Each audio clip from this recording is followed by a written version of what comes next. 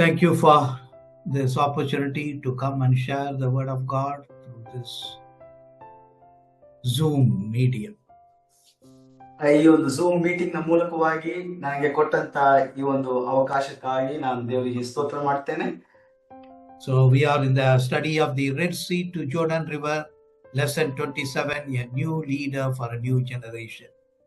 ನಾವು ಕೆಂಪು ಸಮುದ್ರದಿಂದ ಯೋರ್ದಾನ್ ಹೊಳೆವರೆಗೆ ಎಂಬಂತ ಈ ಒಂದು ಸತ್ಯವೇದ ಅಧ್ಯಯನದಲ್ಲಿ 27ನೇ ಪಾಠಕ್ಕೆ ನಾವು ಬಂದಿದ್ದೇವೆ. ಇದರ ಒಂದು ತಲೆಬರ ಹೀಗಿದೆ: ಹೊಸ ಪೀಳಿಗೆಗೆ ಹೊಸ ನಾಯಕ. So let us close our eyes and pray that God may open our eyes to see marvelous things. ಕಣ್ಣುಗಳನ್ನು ಮುಚ್ಚಿ ನಾವು ಪ್ರಾರ್ಥನೆ ಮಾಡೋಣ. ಅದ್ಭುತಕರವಾದಂತ ಮಹತ್ ಕಾರ್ಯಗಳನ್ನ ನಮ್ಮ ಕಣ್ಣುಗಳು ಕಾಣುವಂತೆ ನಾವು ಪ್ರಾರ್ಥಿಸೋಣ.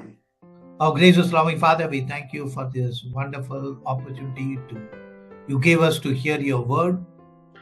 ಕರುಣೆಗಳ ತಂದೆಯೇ, ಈ ಒಂದು ಸಮಯದಲ್ಲಿ ನಿನ್ನ ವಾಕ್ಯವನ್ನ ಕೇಳುವಂತ ಅತ್ಯಮೂಲ್ಯವಾದಂತ ಅವಕಾಶವನ್ನ ನಮಗೆ ಒದಗಿಸಿಕೊಟ್ಟದಕ್ಕಾಗಿ ನಾವು ನಿನಗೆ ಸ್ತೋತ್ರ ಮಾಡ್ತೇವೆ. We pray that the Spirit of God may open our eyes to see new things. ದೇವರ ಆತ್ಮನು ನಾವು ಹೊಸ ಕಾರ್ಯಗಳನ್ನ ಕಾಣುವಂತೆ ನಮ್ಮ ಕಣ್ಣುಗಳನ್ನ ತೆರೆ ಮಾಡು. We pray that give us an obedient heart.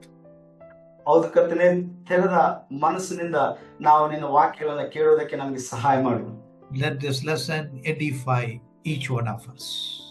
ಈ ಒಂದು ಪಾಠಗಳು ಅಧ್ಯಾಯಗಳು ನಮ್ಮ ಪ್ರತಿಯೊಬ್ಬರ ಆತ್ಮಿಕ ಜೀವನವನ್ನು ಅಭಿವೃದ್ಧಿಗೊಳಿಸಲಿ. In Jesus' name we pray. ಯೇಸು ಕ್ರಿಸ್ತನ ಹೆಸರಿನಲ್ಲಿ ನಾವು ಪ್ರಾರ್ಥಿಸ್ತೇವೆ. Amen. So this lesson is based from Numbers 25, the Israel worships Baal. ಈ ಒಂದು ಅಧ್ಯಾಯವನ್ನು ಅದು ಅರಣ್ಯಕಾಂಡ 25ನೇ ಅಧ್ಯಾಯದಿಂದ ನಾವು ಪ್ರಾರಂಭ ಮಾಡಿಕೊಳ್ತಾ ಇದ್ದೇವೆ. Then day 2, it is about Phinehas' zeal for God. ಇಲ್ಲಿ ನಾವು ನೋಡ್ತೇವೆ ಫಿನೆಹಾಸ್ನ ದೇವರಿಗೋಸ್ಕರವಾಗಿ ಅವನಲ್ಲಿ ಇದ್ದಂತಹ ಆ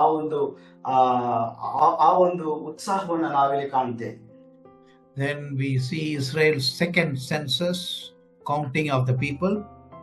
ಮಾತ್ರವಲ್ಲದೆ ಇಸ್ರಾಯೇಲರ ಆ ಒಂದು ಜನಗಣತಿಯ ಆ ಒಂದು ಕಾರ್ಯವನ್ನ ನಾವು ನೋಡ್ತೇವೆ. 2ನೇ ಬಾರಿ ಅವರ ಜನಸಂಖ್ಯೆಯನ್ನು ಲೆಕ್ಕ ಹಾಕಲಾಗ್ತದೆ. And the daughters of Zelophehad come and ask for inheritance.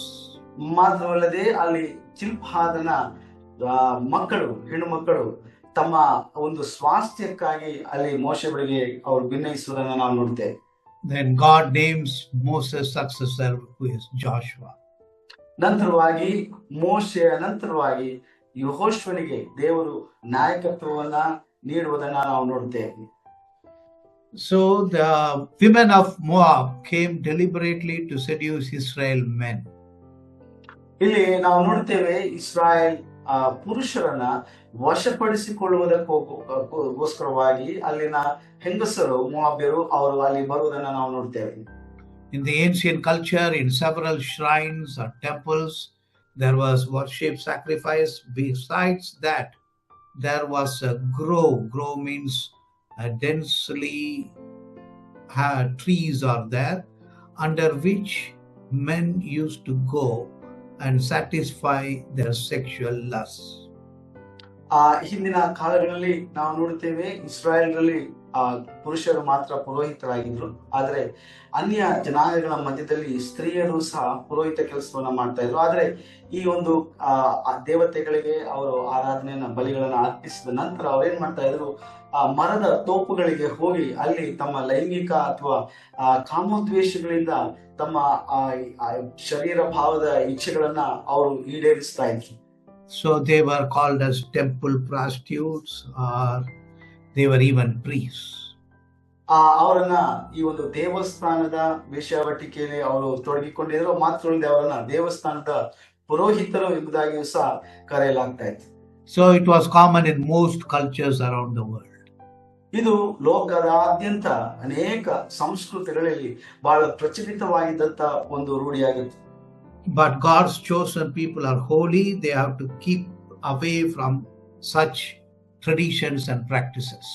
ಆದರೆ ದೇವರ ಮಕ್ಕಳು ಅವರು ಪರಿಶುದ್ಧರಾದಂತವರು ಆದ ಕಾರಣ ಲೋಕದ ಈ ಒಂದು ಸಂಪ್ರದಾಯಗಳಿಂದ, ಈ ಒಂದು ಸಂಸ್ಕೃತಿಯಿಂದ ಅವರನ್ನೇ ಅವರು ದೂರವಿಡಬೇಕಾಗಿತ್ತು.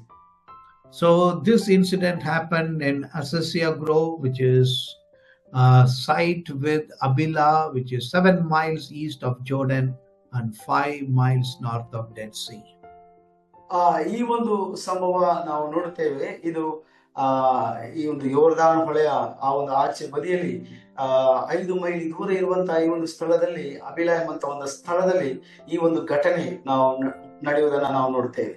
It is not a fiction or imaginary story. It happened in the history. ಇದು ಏನೋ ಒಂದು ಕಟ್ಟು ಕಥೆ ಅಲ್ಲ ಅಥವಾ ಕಾಲ್ಪನಿಕವಾದಂತ ಒಂದು ಕಥೆ ಅಲ್ಲ. ಇದು ನಿಜವಾಗಲೂ ಸಂಭವಿಸಿದಂತ ಒಂದು ಘಟನೆ ಆಗಿತ್ತು. ಇದನ್ನ ನಾವು ಸತ್ಯವೇದದಲ್ಲಿ ನಾವು ನೋಡುತ್ತೇವೆ.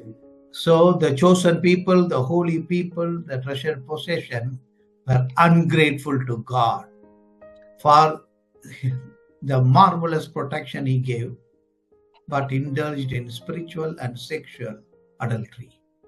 ಹೀಗೆ ದೇವರು ಆರಿಸಿಕೊಟ್ಟಂತ, ದೇವರು ಕರೆದಂತ ಈ ಇಸ್ರಾಯೇಲ್ ಜನರು ಅವರು ಕೃತಜ್ಞತೆ ಇಲ್ಲದೆ ನಾವು ನೋಡುತ್ತೇವೆ. ಅವರು ದೇವರಿಗೆ ವಿರುದ್ಧವಾದಂತಹ ಅಸಹ್ಯಕರವಾದಂತಹ ಕಾರ್ಯಗಳಲ್ಲಿ, ಪಾಪದ ಕೆಲಸಗಳಲ್ಲಿ ತಮ್ಮನ್ನೇ ತಾವು ತೊಡಗಿಸಿಕೊಳ್ಳುವುದನ್ನ ನಾವು ನೋಡುತ್ತೇವೆ. So the women were identified as Moabites or Midianites. So Midianites were nomadic group who lived in Moab in large numbers. ಈ ಲೈಂಗಿಕ ಕಾರ್ಯದಲ್ಲಿ ತೊಡಗಿಸಿಕೊಂಡು ವಶೀಕರಿಸಿದಂತ ಮಹಿಳೆಯರು ಅವರು ಮುಖ್ಯವಾಗಿ ಮೋವಾಬ್ಯರಾಗಿದ್ದರು, ಮಿದ್ಯಾನರು ಎಂಬುದಾಗಿ ಅವರು ಗುರುತಿಸಲಾಗಿತ್ತು. ಈ ಮಿದ್ಯಾನರು ಅಥವಾ ಮೋವಾಬಿನಲ್ಲಿ ಹೆಚ್ಚಿನ ಸಂಖ್ಯೆಯಲ್ಲಿ ವಾಸ ಮಾಡುತ್ತಿದ್ದಂತ ಒಂದು ಅಲೆಮಾರಿ ಜೀವನವನ್ನ ಜೀವಿಸ್ತಾ ಇದ್ದಂತ ಒಂದು ಗುಂಪಿನ ಅಥವಾ ಒಂದು ವರ್ಗದ ಜನರಾಗಿದ್ದರು. So in the 40 years journey in wilderness, Israel had murmured, grumbled, complained, and they were ungrateful. There was unbelief, and even worshipped a gold calf. ಹೀಗೆ ನಾವು ನೋಡುತ್ತೇವೆ, 40 ವರ್ಷಗಳ ಕಾಲ ಇಸ್ರಾಯೇಲರು ಮರುಭೂಮಿಯಲ್ಲಿ ಅಲೆದಾಡಿದರು, ದೇವರಿಗೆ ವಿರುದ್ಧವಾಗಿ ಅವರು ಗುಣಗುಟ್ಟಿದರು. ನಾವು ನೋಡ್ತೇವೆ ಅವರು ಕೃತಜ್ಞತೆ ಇಲ್ಲದವರಾಗಿದ್ದರು, ಅಪನಂಬಿಕಸ್ಥರಾಗಿದ್ದರು. ಮಾತ್ರವಲ್ಲದೆ ಅವರು ಒಂದು ಕರುವನ್ನ, ಚಿನ್ನದ ಆಕಳನ್ನ ಮೂರ್ತಿಯಾಗಿ ಮಾಡಿ ಅದನ್ನ ಪೂಜಿಸುವುದನ್ನು ಸಹ ನಾವು ನೋಡ್ತೇವೆ.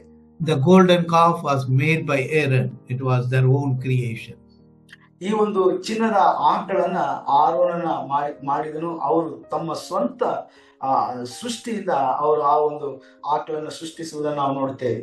But this time they chose to worship another god, a strange god they never knew, which is Baal, which belongs to a fertility cult.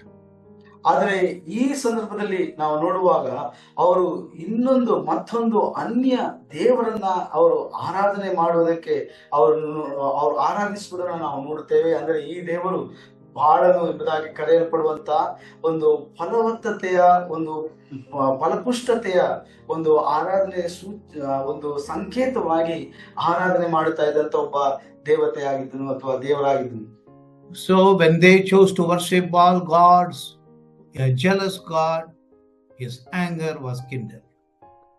ನಾವು ನೋಡ್ತೇವೆ, ದೇವರು ದಹಿಸುವ ಅಗ್ನಿ ಆಗಿದ್ದನು. ಆತನು ಈ ಅನ್ಯ ದೇವರ ಆರಾಧನೆಯನ್ನು ಸಹಿಸುವಂತ ದೇವರಲ್ಲ. ಅದರಿಂದ ನಾವು ನೋಡ್ತೇವೆ ದೇವರವರನ್ನು ಶಿಕ್ಷಿಸುವುದನ್ನು. So the women seduced Israel men by the advice or counsel of Balaam. ಹೀಗೆ ಬಿಲಾಮನ ಒಂದು ಆಲೋಚನೆಗೆ ಅನುಗುಣವಾಗಿ ಈ ಮೋವಾಬ್ಯ ಅಥವಾ ಮಿದ್ಯಾನ ಮಹಿಳೆಯರು ಈ ಇಸ್ರಾಯೇಲರನ್ನ ತಮ್ಮ ಕಡೆಗೆ ಅವರು ಈ ಕಾಮಾಭಿಲಾಷೆಯಿಂದ ಅವರನ್ನು ವಶೀಕರಿಸಿಕೊಳ್ಳುವುದನ್ನ ನಾವು ನೋಡ್ತೇವೆ. And God's curse came upon Israel. ದೇವರ ಒಂದು ಶಾಪವು ಇಸ್ರಾಯೇಲರ ಮೇಲೆ ಇಳಿದು ಬರುವುದನ್ನು ನಾವು ನೋಡ್ತೇವೆ. A plague began that could have consumed the whole nation. ಅದರ ನಿಮಿತ್ತವಾಗಿ ನಾವು ನೋಡುತ್ತೇವೆ, ದೇವರ ಒಂದು ಸಾಂಕ್ರಾಮಿಕವಾದಂತಹ ಒಂದು ಕಾಯಿಲೆಯನ್ನ, ಒಂದು ವ್ಯಾಧಿಯನ್ನ ಇಡೀ ಇಸ್ರಾಯೇಲ್ ಪಾಳ್ಯದ ಮೇಲೆ ದೇವರು ಉಂಟು ಮಾಡುವುದನ್ನು ನಾವು ಕಾಣ್ತೇವೆ. Plague means suddenly they will fall down dead. ಈ ಸಾಂಕ್ರಾಮಿಕ ರೋಗಗಳು ಇದ್ದ ಹಾಗೆ ತಕ್ಷಣವೇ ಅಲ್ಲೇ ಬಿದ್ದು ಸಾಯುವಂತದ್ದು. Hundreds and thousands will fall dead. ಸಾವಿರಾರು ಜನ, ನೂರಾರು ಜನ ಅವರು ಇದ್ದಕ್ಕಿದ್ದ ಹಾಗೆ ಅಲ್ಲೇ ಕುಸಿದು ಬಿದ್ದು ಸಾಯ್ತಾ ಇದ್ರು. So what enemies of Israel could not do to Israel, they self-destructed themselves. ಈಗ ನಾವು ನೋಡುತ್ತೇವೆ, ಇಸ್ರಾಯೇಲರ ಶತ್ರುಗಳು ಇಸ್ರಾಯೇಲರ ಮೇಲೆ ಮಾಡಲು ಅಸಾಧ್ಯವಾದಂತ ಕಾರ್ಯಗಳನ್ನ ಇಸ್ರಾಯೇಲರು ತಾವೇ ಸ್ವತಃ ತಮ್ಮ ಮೇಲೆ ಅವರ ಈ ನಾಶನವನ್ನ ಬರಮಾಡಿಕೊಳ್ಳುವುದನ್ನು ನಾವು ನೋಡ್ತೇವೆ. So God protect them as wall of fire so that enemies don't attack them. ನಾವು ನೋಡ್ತೇವೆ, ದೇವರು ಅವರಿಗೆ ಅಗ್ನಿಯ ಒಂದು ಕೋಟೆಯಾಗಿ ಅಥವಾ ಒಂದು ಗೋಡೆಯಾಗಿ ಅವರನ್ನ ಸಂರಕ್ಷಿಸುತ್ತಾ ಬಂದದನ್ನ ನಾವು ನೋಡ್ತೇವೆ.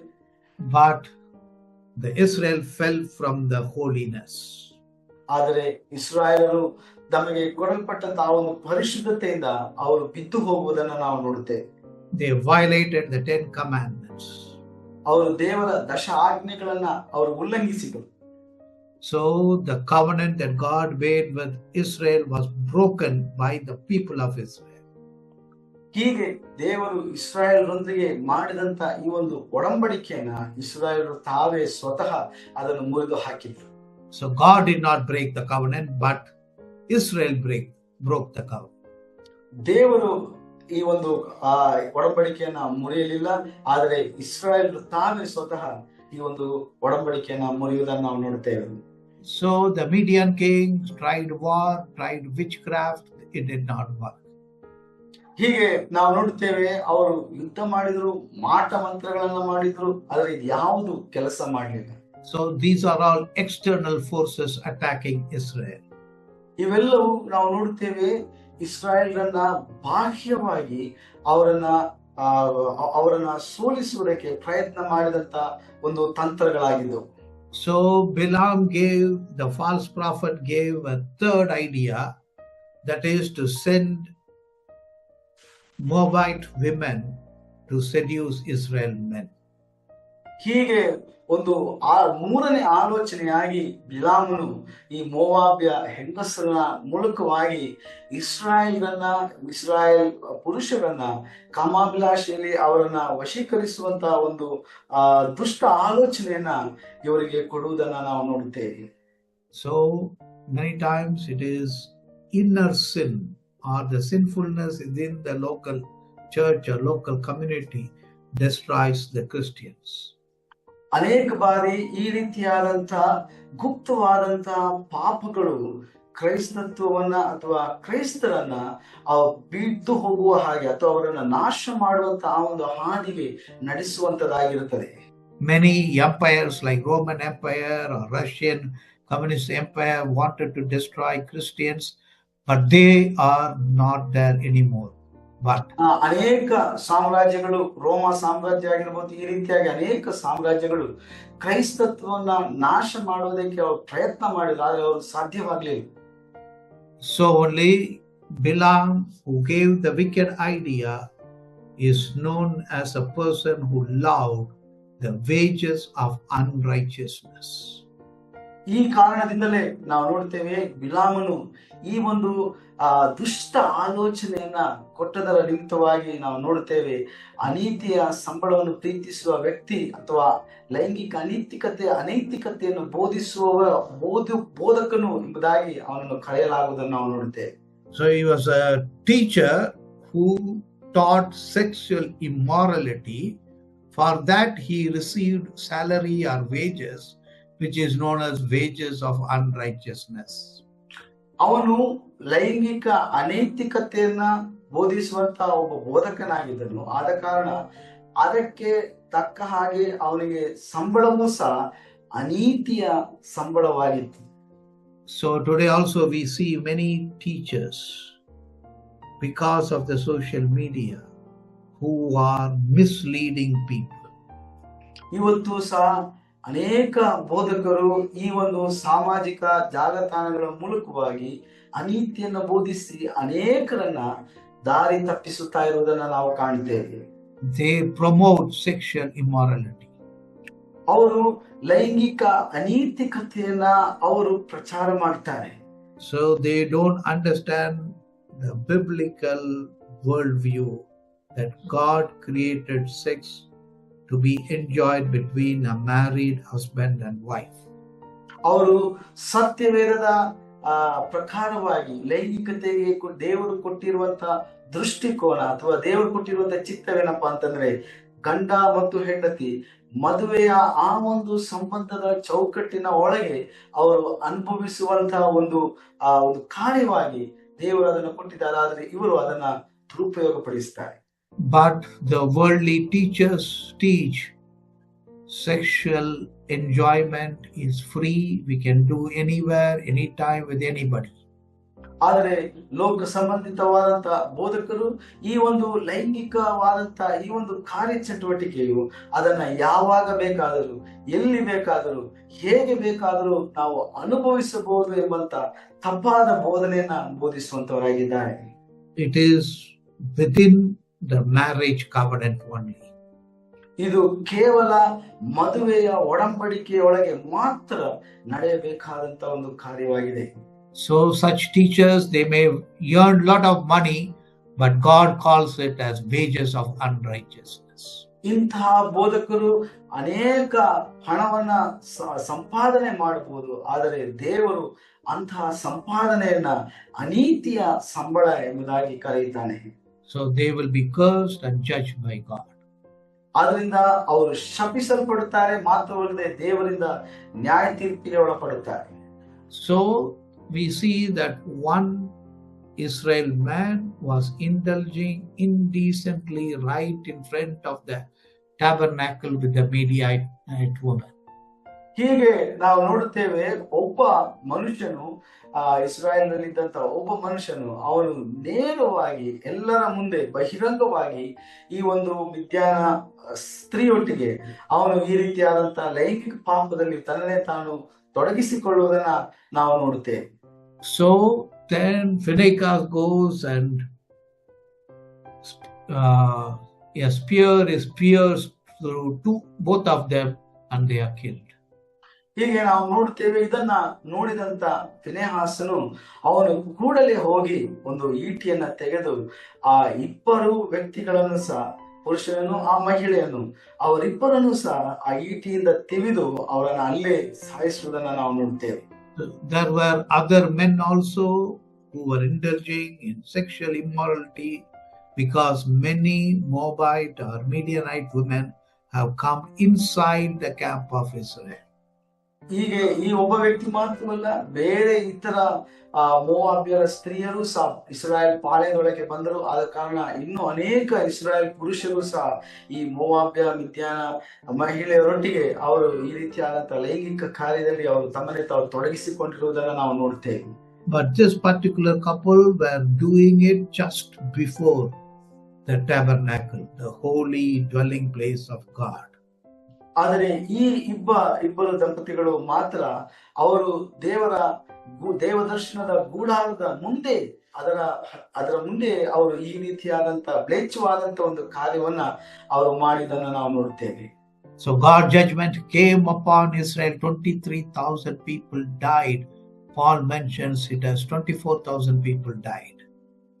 ಹೀಗೆ ನಾವು ನೋಡ್ತೇವೆ, ಆ ದಿನದಲ್ಲಿ ದೇವರ ಕೋಪ ಇಸ್ರಾಯೇಲರ ಮೇಲೆ ಇಳಿದು ಬಂದದರ ನಿಮಿತ್ತವಾಗಿ 23,000 ಜನ ಸಾಯುವುದನ್ನು ನಾವು ನೋಡುತ್ತೇವೆ. ಪೌಲನು ಇದನ್ನ ತನ್ನ ಪತ್ರಿಕೆಯಲ್ಲಿ ಹೇಳುವಾಗ 24,000 ಜನರು ಸತ್ತರು ಎಂಬುದಾಗಿ ಉಲ್ಲೇಖಿಸ್ತಾನೆ. So maybe because the 23,000 died immediately, another 1,000 could have been hanged publicly because they had sinned openly, they will be judged publicly. ಬಹುಶಃ ಈ 23,000 ಜನ ತತ್ಕ್ಷಣ ಸತ್ತವರಾಗಿದ್ದಿರಬಹುದು. ಉಳಿದ ಸಾವಿರ ಜನರು ಬಹುಶಃ ಈ ದೇವರ ಕೋಪ ಮುಗಿದ ನಂತರ ಅವರನ್ನ ಗಲ್ಲಿಗೇರಿಸಿರಬಹುದು, ಅಥವಾ ಇಸ್ರಾಯೇಲರು ಅವರಿಗೆ ಈ ಒಂದು ದೇವರ ಆಜ್ಞೆ ಪ್ರಕಾರವಾಗಿ ಅವರಿಗೆ ಮರಣದಂಡನೆಯನ್ನ ನೀಡಿರುವಂತದ್ದಾಗಿರಬಹುದು. By the counsel of Balaam, 24,000 people in Israel died miserably. ಬಿಲಾಮನ ಈ ದುಷ್ಟ ಆಲೋಚನೆಯ ನಿಮಿತ್ತವಾಗಿ ಸರಿಸುಮಾರು 24,000 ಜನ ಇಸ್ರಾಯೇಲರು ಸಾವನ್ನಪ್ಪುವುದನ್ನು ನಾವು ನೋಡ್ತೇವೆ. So only Psalm 1 says, don't walk in the counsel of the wicked. ಆದ ಕಾರಣ ಕೀರ್ತನೆಗಾರನು ಹೇಳ್ತಾನೆ, ದುಷ್ಟನ ಆಲೋಚನೆಯಂತೆ ಅವರ ಮಾರ್ಗಗಳಲ್ಲಿ ನೀನು ನಡೆಯಬೇಡ ಎಂಬುದಾಗಿ. So our counsel should come only from the Holy Bible. ಆದ ಕಾರಣ ನಮಗೆ ಬರಬೇಕಾದಂತ ಎಲ್ಲ ಆಲೋಚನೆಗಳು ಅದು ದೈವಿಕವಾಗಿ ದೇವರ ವಾಕ್ಯದ ಮೂಲಕವಾಗಿ ಮಾತ್ರ ಬರುವಂತದ್ದಾಗಿರಬೇಕು. So Phinehas killed the couple who were indulging in immorality before the tabernacle. ಹೀಗೆ ನಾವು ನೋಡ್ತೇವೆ, ಫಿನೆಹಾಸನು ಈ ಒಂದು ದೇವದರ್ಶನದ ಗುಡಾರದ ಮುಂದೆ ಮಾಡಿದಂತ ಮ್ಲೇಚ್ಛ ಕಾರ್ಯವನ್ನ ನೋಡಿ ಅವರನ್ನ ಅಲ್ಲೇ ಅವರ ಒಂದು ದುಷ್ಟ ಕಾರ್ಯಕ್ಕೆ ದಂಡನೆಯಾಗಿ ಅವರನ್ನ ಸಾಯಿಸುವುದನ್ನು ನಾವು ನೋಡ್ತೇವೆ. So God noticed the obedience and blessed him. ದೇವರು ಫಿನೆಹಾಸನ ವಿಧೇಯತೆಯನ್ನ ನೋಡಿ ದೇವರು ಅವನನ್ನ ಆಶೀರ್ವದಿಸುವುದನ್ನ ನಾವು ನೋಡ್ತೇವೆ. Because he made atonement for the children of Israel. ಯಾಕಂದ್ರೆ ಅವನು ಇಡೀ ಇಸ್ರಾಯೇಲರ ಮಕ್ಕಳ ಪರವಾಗಿ ಅವನ ದೇವರಿಗೆ ಅವನ ಪ್ರಾಯಶ್ಚಿತ್ತವಾಗಿ ಅವನು ಮಾಡಿದಂತ ಕಾರ್ಯವಾಗಿತ್ತು. When the sin was spreading fast and many people were indulging in sexual immorality, so this Phinehas was holy, righteous and jealous for God, and he exhibited God's holiness and judgment by killing the couple who are indulging before the tabernacle. ಹೀಗೆ ಇಸ್ರಾಯೇಲರ ಪಾಳ್ಯದಲ್ಲಿ ಬಹಳ ವೇಗವಾಗಿ ಈ ಒಂದು ಲೈಂಗಿಕ ಪಾಪ ಹರಡಿ ಎಲ್ಲರೂ ಪಾಪದ ಕಾರ್ಯದಲ್ಲಿ ತೊಡಗಿಸಿಕೊಂಡಿದ್ದಾಗ ನಾವು ನೋಡ್ತೇವೆ ಫಿನೆಹಾಸನು ಅವನು ದೇವರಿಗೆ ಬಹಳ ವಿಧೇಯನಾಗಿ ಅವನು ದೇವರ ಮೇಲೆ ಇದ್ದಂತ ಅವನ ಆ ಒಂದು ಸನ್ಮಾನದ ಪ್ರೀತಿಯ ಸೂಕ್ತವಾಗಿ ಅವನು ದೇವರಿಗೋಸ್ಕರವಾಗಿ ಮಾಡಿದಂತ ಕಾರ್ಯವು ಅದು ಪ್ರಾಯಶ್ಚಿತ್ತವಾಗಿ ದೇವರು ಅದನ್ನು ಅಂಗೀಕರಿಸುವುದನ್ನು ನಾವು ನೋಡ್ತೇವೆ. He did not follow the crowd, but stood alone for the glory of God. ಅವನು ಇಡೀ ಇಸ್ರಾಯೇಲ್ ಜನರು ಗುಂಪಿನಲ್ಲಿ ಅವರು ಮಾಡುತ್ತಿದ್ದಂತ ಕಾರ್ಯದ ಜೊತೆಯಾಗಿ ಅವನು ಸಹ ನಿಲ್ಲಲಿಲ್ಲ, ಬದಲಾಗಿ ಅದರಿಂದ ವ್ಯತಿರಿಕ್ತವಾಗಿ ಅವನು ದೇವರಿಗೋಸ್ಕರವಾಗಿ ನಿಲ್ಲುವುದನ್ನು ನಾವು ನೋಡುತ್ತೇವೆ. So the couple killed by Phinehas was Jimri, the son of Salu from Simeon tribe, and Cosbi, the daughter of leader of Midian. ಹೀಗೆ ಫಿನೆಹಾಸನ ಕೈಯಿಂದ ಕೊಲ್ಲಲ್ಪಟ್ಟ ದಂಪತಿಗಳು ಸಿಮೆಯೋನರ ಸಾಲುವಿನ ಮಗನಾದ ಜಿಮ್ರಿ ಆಗಿದ್ದನು, ಮಾತ್ರವಲ್ಲದೆ ಆ ಸ್ತ್ರೀ ಮಿದ್ಯಾನರ ನಾಯಕನ ಮಗಳಾದ ಕೊಬ್ಜಿ ಆಗಿದ್ದಳು. So in Israel only men could be priests. ಇಸ್ರಾಯೇಲ್ನಲ್ಲಿ ನಾವು ನೋಡ್ತೇವೆ ಕೇವಲ ಪುರುಷರು ಮಾತ್ರ ಪುರೋಹಿತರಾಗುವುದಕ್ಕೆ ಸಾಧ್ಯವಿತ್ತು. In the surrounding culture, in the shrines and the temples, women were priests and they offered prostitution as one of their services. ಆದ್ರೆ ನಾವು ನೋಡುತ್ತೇವೆ ಸುತ್ತಮುತ್ತಲಿನ ಸಂಸ್ಕೃತಿಯಲ್ಲಿ ಮಹಿಳೆಯರು ಸಹ ಪುರೋಹಿತ ಸೇವೆಯನ್ನ ಮಾಡೋದಕ್ಕೆ ಅವಕಾಶವಿತ್ತು. ಆದರೆ ಅವರ ಸಂಸ್ಕೃತಿಗಳಲ್ಲಿ ಮಹಿಳೆಯರು ಮುಖ್ಯವಾಗಿ ವೇಶ್ಯಾವಾಟಿಕೆಗೆ ಸಂಬಂಧಿಸಿದ ಪುರೋಹಿತ ಸೇವೆಯನ್ನು ಅವರು ಮಾಡ್ತಾ ಇದ್ರು. So only Moses always commanded Israel again and again, don't follow the people of the surrounding culture. ಆದ ಕಾರಣ ಪದೇ ಪದೇ ಮೋಶೆ ಪುನರಾವರ್ತಿಸುವುದನ್ನು ನಾವು ನೋಡ್ತೇವೆ. ನೀವು ಅನ್ಯ ಜನರ ಸಂಸ್ಕೃತಿಗಳನ್ನಾಗಲಿ ಅವರ ಆಚಾರ ವಿಚಾರಗಳಾಗಲಿ ಸಂಪ್ರದಾಯಗಳಾಗಲಿ ನೀವು ಅದನ್ನ ಅಳವಡಿಸಿಕೊಳ್ಳಬಾರದು ಎಂಬುದಾಗಿ ಅವರನ್ನ ಎಚ್ಚರಿಸುವುದನ್ನು ನಾವು ನೋಡ್ತೇವೆ. The religious life is an abomination in the eyes of God the Jehovah. ಹೀಗೆ ನಾವು ನೋಡುತ್ತೇವೆ ಯೆಹೋವನ ದೃಷ್ಟಿಯಲ್ಲಿ ಯೆಹೋವನ ಕಣ್ಣುಗಳಲ್ಲಿ ಈ ಧಾರ್ಮಿಕವಾದಂತ ಕಾರ್ಯಗಳು ಅದು ಅಸಹ್ಯಕರವಾಗಿತ್ತು ಎಂಬುದಾಗಿ ನಾವು ನೋಡುತ್ತೇವೆ. God is holy and the people called by God, Israel, are today, we believers are called to be holy. ದೇವರು ಪರಿಶುದ್ಧನಾದ ದೇವರಾಗಿದ್ದಾನೆ. ಈ ದಿನಮಾನಗಳಲ್ಲಿ ನಮ್ಮನ್ನು ಕರೆದಾತನು ಮಾತ್ರ ಇಸ್ರಾಯೇಲ್ ಕರೆದಾತ ದೇವರು, ಆತನು ಪರಿಶುದ್ಧನಾಗಿದ್ದಾನೆ, ನಾವು ಸಹ ಪರಿಶುದ್ಧರಾಗಿರಬೇಕೆಂಬುದಾಗಿ ಆತನು ಬಯಸುತ್ತಾನೆ. So now God commanded Israel to attack the Midianites. ಈಗ ನಾವು ನೋಡುತ್ತೇವೆ ದೇವರು ಇಸ್ರಾಯೇಲನ ಮಿದ್ಯಾನರ ಮೇಲೆ ಅವರ ಮೇಲೆ ದಾಳಿ ಮಾಡುವುದಕ್ಕೆ ಅನುಮತಿಯನ್ನ ನೀಡುವುದನ್ನು ನಾವು ನೋಡುತ್ತೇವೆ. Earlier we have to remember the Israel asked Midianites to allow them to go through the highway to the promised land. ಇದಕ್ಕೆ ಮುಂಚಿತವಾಗಿ ನಾವು ನೆನಪು ಮಾಡಿಕೊಳ್ಳಬೇಕು, ಇಸ್ರಾಯೇಲರು ಮಿದ್ಯಾನರ ದೇಶದ ಒಳಗಿಂದ ಅವರು ಹಾದು ಹೋಗುವುದಕ್ಕೆ ಅವರ ಅನುಮತಿಯನ್ನ ಕೇಳಿದರು. But the Midianite king did not allow that. He used war, he used witchcraft, he used women against Israel. ಆದರೆ ಮಿದ್ಯಾನರ ಅರಸನು ಇಸ್ರಾಯೇಲರ ವಿರುದ್ಧವಾಗಿ ಅವನು ಯುದ್ಧ ಮಾಡಿದನು, ಮಾತ್ರವಲ್ಲದೆ ಮಾಟ ಮಂತ್ರಗಳನ್ನು ಮಾಡಿದನು. ಅಷ್ಟಲ್ಲದೆ ಅವನು ಹೆಂಗಸರನ್ನು ಸಹ ಬಳಸಿಕೊಂಡು ಅವರನ್ನ ಸೋಲಿಸುವುದಕ್ಕೆ ಪ್ರಯತ್ನ ಮಾಡಿದನು. Now Israel had no other option. Now they have to wage war and defeat Midianites. ಈಗ ಇಸ್ರಾಯೇಲರ ಬಳಿಯಲ್ಲಿ ಬೇರೆ ಯಾವ ಉಪಾಯ ಉಳಿದಿರಲಿಲ್ಲ. ಆದ್ರಿಂದ ಅವರು ನೇರವಾಗಿ ಯುದ್ಧದ ಮೂಲಕವಾಗಿ ಇವರನ್ನ ಎದುರಿಸಲೇಬೇಕಾದಂತ ಒಂದು ಪರಿಸ್ಥಿತಿ ಬಂದಿತ್ತು. So Israel mobilized 12,000 men and attacked Midianites, killing 5 kings, every male and every grown-up women who are married or who are laid with men. ಹೀಗೆ ನಾವು ನೋಡ್ತೇವೆ, ಇಸ್ರಾಯೇಲರು 12,000 ಪುರುಷರನ್ನ ಒಟ್ಟುಗೂಡಿಸಿ ಮಿದ್ಯಾನರ ಮೇಲೆ ದಾಳಿ ಮಾಡುವುದನ್ನು ನಾವು ನೋಡ್ತೇವೆ. ಅದರಲ್ಲಿ 5 ಮಂದಿ ಮಿದ್ಯಾನರ ಅರಸರು, ಪ್ರತಿಯೊಬ್ಬ ಪುರುಷರು ಮತ್ತು ಪ್ರತಿಯೊಬ್ಬ ವಯಸ್ಸಿಗೆ ಬಂದಂತ ಮಹಿಳೆಯನ್ನ ಅವರು ಕೊಂದು ಹಾಕುವುದನ್ನು ನಾವು ನೋಡ್ತೇವೆ. So in the march towards the promised land, now they are gaining victory over kings and the geographical regions. ಹೀಗೆ ಅವರು ವಾಗ್ದತ್ತ ದೇಶಕ್ಕೆ ಸ್ವಾಧೀನ ಮಾಡಿಕೊಳ್ಳುವುದಕ್ಕಾಗಿ ಮಾಡುತ್ತಾ ಇದ್ದಂತ ಈ ಒಂದು ಪಯಣದಲ್ಲಿ ಈಗ ಅವರು ಮಿದ್ಯಾನರ ಅನೇಕ ಅರಸರುಗಳನ್ನ ಸೋಲಿಸಿ ಅವರು ಜಯಶಾಲಿಗಳಾಗಿ ಮುಂದೆ ಸಾಗುವುದನ್ನ ನಾವು ನೋಡ್ತೇವೆ. So with the plague, the old generation died except Moses, Caleb and Joshua. ಹೀಗೆ ಸಾಂಕ್ರಾಮಿಕ ವ್ಯಾಧಿಯಿಂದ ಅನೇಕ ತಲೆಮಾರು ಸಾಯ್ತಾ ಇರುವುದನ್ನ ನಾವು ನೋಡ್ತೇವೆ. ಆದ್ರೆ ಅದರ ಮಧ್ಯದಲ್ಲಿ ಮೋಶೆ, ಕಾಲೇಬ್ ಇವರನ್ನ ಹೊರತುಪಡಿಸಿ, ಯೆಹೋಶುವ ಇವರನ್ನು ಹೊರತುಪಡಿಸಿ ಬೇರೆ ಎಲ್ಲ ಆ ಒಂದು ಪೀಳಿಗೆ ಸಾವನ್ನಪ್ಪುವುದನ್ನ ನಾವು ನೋಡ್ತೇವೆ. So the plague marked a generational shift. After 38 years, the census is being taken again. ಹೀಗೆ ಈ ಒಂದು ಸಾಂಕ್ರಾಮಿಕ ವ್ಯಾಧಿಯ ನಿಮಿತ್ತವಾಗಿ ತಲೆಮಾರುಗಳು ಬದಲಾಗುತ್ತಾ ಇರುವುದನ್ನ ನಾವು ಗುರುತಿಸ್ತೇವೆ. 38 ವರ್ಷಗಳ ನಂತರವಾಗಿ ನಾವು ನೋಡ್ತೇವೆ ಮತ್ತೆ ಪುನಃ ಈ ಒಂದು ಇಸ್ರಾಯೇಲ್ ಜನಗಣತಿಯನ್ನ ತೆಗೆದುಕೊಳ್ಳುವುದನ್ನ ನಾವು ನೋಡ್ತೇವೆ.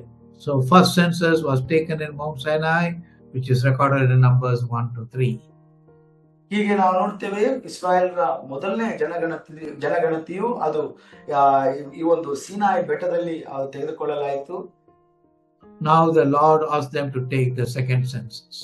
ಈಗ ದೇವರು ಎರಡನೇ ಬಾರಿ ಇಸ್ರಾಯೇಲ್ರ ಜನಗಣತಿ ತೆಗೆದುಕೋಸ್ಕರವಾಗಿ ಆಜ್ಞಾಪಿಸುವುದನ್ನು ನಾವು ನೋಡ್ತೇವೆ. So there were 2 reasons for the census. ಈ ಒಂದು ಜನಗಣತಿ ತೆಗೆದುಕೋಸ್ಕರವಾಗಿ ಮುಖ್ಯವಾಗಿ 2 ಕಾರಣಗಳಿದ್ದವು. First is to count the military might of Israel. ಮೊದಲನೇದಾಗಿ ಈ ಒಂದು ಇಸ್ರಾಯೇಲ್ರ ಸೈನ್ಯ ಶಕ್ತಿ ಎಷ್ಟರ ಮಟ್ಟಿಗೆ ಇದೆ ಎಂಬುದನ್ನ ಗುರುತಿಸುವುದಕ್ಕೋಸ್ಕರ. How many men were available to go to war? ಯುದ್ಧಕ್ಕೋಸ್ಕರವಾಗಿ ಎಷ್ಟು ಜನ ಪುರುಷರು ಸಿದ್ಧರಾಗಿದ್ದಾರೆ ಎಂಬ ಲೆಕ್ಕವನ್ನು ತೆಗೆದುಕೊಳ್ಳುವುದಕ್ಕೋಸ್ಕರ. And also dividing the land appropriately according to the population of each tribe. ಮಾತ್ರವಲ್ಲದೆ ಪ್ರತಿಯೊಂದು ಗೋತ್ರದ ಆ ಒಂದು ಜನಾಂಗಕ್ಕೆ ಎಷ್ಟರ ಮಟ್ಟಿಗೆ ಅವರಿಗೆ ಭೂಮಿಯನ್ನ ಅಳತೆಯಾಗಿ ಅವರಿಗೆ ಸ್ವಾಧೀನವಾಗಿ ಕೊಡಬೇಕು ಎಂಬುದನ್ನ ಅಥವಾ ಹಂಚಿಕೊಡುವುದಕ್ಕೋಸ್ಕರವಾಗಿ ಈ ಒಂದು ಜನಗಣತಿ ಮಾಡಲಾಯಿತು. So we can have the comparison of both the census. ಹೀಗೆ ನಾವು ಈ 2 ಜನಗಣತಿಯನ್ನ ನಾವು ಒಟ್ಟಾರೆ ಅದನ್ನ ನಾವು ಹೊಂದಾಣಿಸಿ ನಾವು ಅದನ್ನ ನೋಡಬಹುದು. So the tribe of Reuben, which was 46,500, now it is only 43,700 after 40 years, 38 years. ಹೀಗೆ ನಾವು ನೋಡ್ತೇವೆ ರೂಬನ್ ಗೋತ್ರದಲ್ಲಿ ಮೊದಲು 46,500 ಜನ ಇದ್ರು. ಆದ್ರೆ ಈಗ ಎರಡನೇ ಜನಗಣತಿ ಬರುವಾಗ ಅವರು 43,700 ಜನರಾಗಿರುವುದನ್ನ ನಾವು ನೋಡ್ತೇವೆ. So the tribe of Simeon, it was 59,300, now 22,200. ಸಿಮಿಯೋನನ ಗೋತ್ರದವರ ಜನಸಂಖ್ಯೆ 59,300 ಇತ್ತು ಮೊದಲನೇ ಬಾರಿ. ಈಗ ಎರಡನೇ ಬಾರಿಯಲ್ಲಿ 22,200ಕ್ಕೆ ಇಳಿಯುವುದನ್ನು ನಾವು ನೋಡ್ತೇವೆ. So both the tribes lost because of support for Dathan, Abiram and Zimri. ಈ 2 ಕುಲಗಳು ತಮ್ಮ ಜನಸಂಖ್ಯೆಯಲ್ಲಿ ಕಡಿಮೆ ಆದದಕ್ಕೆ ಕಾರಣ ಯಾಕಂತಂದ್ರೆ ಅವರು ಅಬಿರಾಮ್ ಮತ್ತು ಜಿಮ್ರಿಗೆ ಬೆಂಬಲ ನೀಡಿದ ಕಾರಣ ಅನೇಕರು ಇವರ ಗೋತ್ರದಿಂದ ಸಾಯುವುದನ್ನು ನಾವು ನೋಡ್ತೇವೆ. So the tribe of Gad, 45,000 to 40,000. ಗಾದನ ಗೋತ್ರದಿಂದ 45,000 ಮತ್ತು 40,000. Judah was 74,600. Now it is 76,500. ಯೂದ ಕುಲದಿಂದ ನಾವು ನೋಡ್ತೇವೆ 74,600 ಇದ್ರು, ಆದ್ರೆ ನಂತರದಲ್ಲಿ 76,500 ಆಗಿ ಬದಲಾಗ್ತಾರೆ. So the tribes of Issachar and Zebulun also saw increase. ಹೀಗೆ ಇಸಾಕರ್ ಗೋತ್ರ ಮತ್ತು ಜೆಬುಲನ್ ಗೋತ್ರದವರು ಸಹ ಅವರ ಜನಸಂಖ್ಯೆಯಲ್ಲಿ ವೃದ್ಧಿ ಆಗುವುದನ್ನ ನಾವು ಕಾಣುತ್ತೇವೆ. So tribe of Manasseh increased. ಅದೇ ರೀತಿಯಾಗಿ ಮನಾಸೆ ಕುಲದವರು ಸಹ ವೃದ್ಧಿ ಆಗ್ತಾರೆ. But Ephraim went down. ಆದ್ರೆ ಎಫ್ರಾಯಿಂ ಕುಲದವರು ಸಂಖ್ಯೆಯಲ್ಲಿ ಕಡಿಮೆ ಆಗ್ತಾರೆ. Benjamin also increased. ಬೆನ್ಯಾಮಿನ್ ಗೋತ್ರದವರು ಸಹ ಹೆಚ್ಚಳ ಪಡ್ತಾರೆ. And then Dan also increased.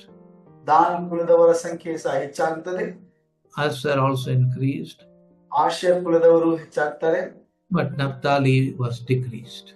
ಆದರೆ ನಫ್ತಾಲಿ ಗೋತ್ರದವರು ಕಡಿಮೆ ಆಗುವುದನ್ನು ನಾವು ನೋಡ್ತೇವೆ.